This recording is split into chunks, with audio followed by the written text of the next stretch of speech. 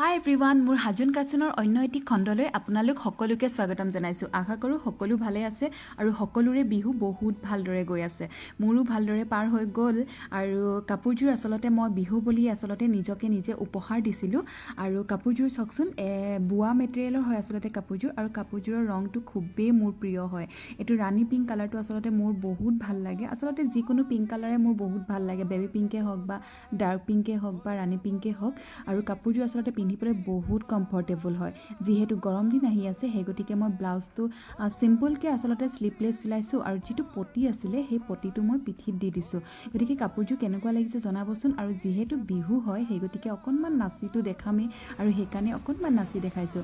গতিকে কাপোৰযোৰ কেনেকুৱা লাগিছে আপোনালোকে জনাব। আৰু কাপোৰযোৰ আচলতে বহুত কিন্তু পিন্ধিবলৈ আচলতে বহুত কমফৰ্টেবল হয় কাপোৰযোৰ।